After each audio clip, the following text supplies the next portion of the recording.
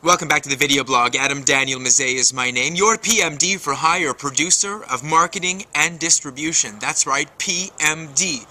PMDforhire.com. Thanks again for watching. This is Fort Lauderdale on ice, otherwise known as Toronto, or in the proper three-syllabic format, Toronto. Say it the last way. The first way makes you look gay. So in any event, I was kind of thinking about people that don't travel much and how that influences their worldview, how it really constricts and contracts their perspective of the universe, the cosmos, and other things.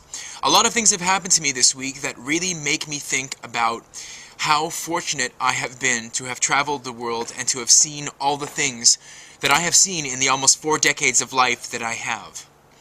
First of all, on, I believe it was Monday to Tuesday night, there was the lunar eclipse. There was the lunar eclipse which coincided with the winter equinox, with the winter solstice if you're a pagan.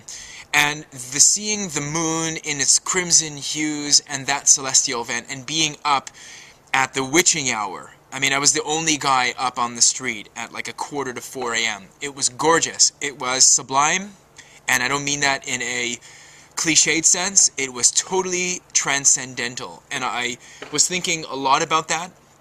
And that was the first thing that gave me a very expansive attitude or chip on my shoulder this Friday today.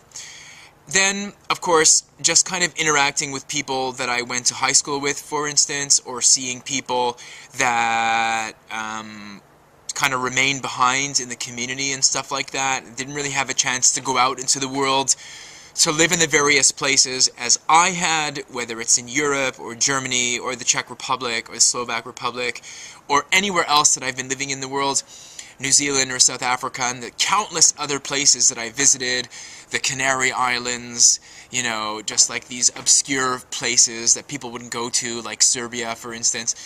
I mean, just going around to the world and seeing these places, it's really, thank goodness, it's afforded me a perspective that doesn't get me so clusterfucked, I would say, about being stuck in one place. Like running to the grocery store makes me think to myself about how people are really sheltered, and it doesn't matter which cultural community you hail from. It's really culture specific, independent, that is.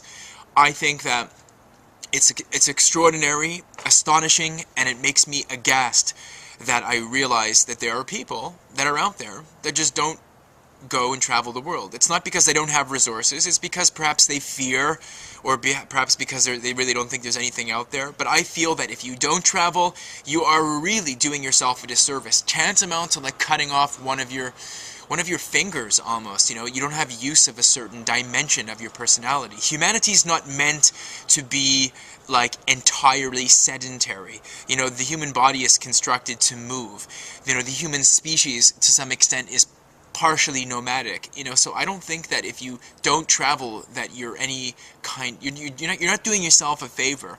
And I really get annoyed by people who live in a Western society that has standards of living that are rank among the so-called best in the world, people that have resources and access to lines of credit and money and tools and credit cards and low-cost airlines and stuff and like products, and they don't travel, and they get so fucking angry being locked in their little community, and they don't go out and see what's going on and mingle with the hoi polloi and with all strata of society. They just don't get out there, and it's annoying, and it's a tragedy.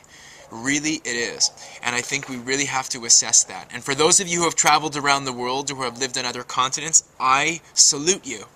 And I acknowledge what you did, and I bow down to you in thanks for having gone there, quote unquote, and done it and seen the world. Because it's really important to compare and contrast and to see what you've been missing and to incorporate your experiences into the fiber of your being and who you are, and to have that utterly transform you and make you better and alter your attitude about yourself in the world and how you interact as an organism in the world with other people. And I just noticed that this week, and seeing the lunar eclipse and kind of mingling with people in society and seeing people with their idiotic, with their pressure, their put on pressure and their put on stress and their created pain and their created annoyances that have no bearing on tomorrow, forget it, 2 weeks from now, make me realize how utterly fucked people can be. And make me come in front of the camera and say, get the fuck out there if you can and travel and see what's going on.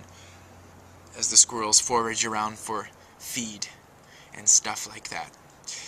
Thank you again for watching. I wish you a great weekend. If you celebrate the Acrobats holiday, enjoy that. Drink yourself into a complete stupor. If you don't, enjoy the downtime, enjoy the big sleep. Really, really kick back and enjoy yourself. And think about where you want to go with 2011. And think about, as that squirrel takes bigger chances in going into the door, think about the 3 words that you want to focus on for 2011. Those are going to be your mantras.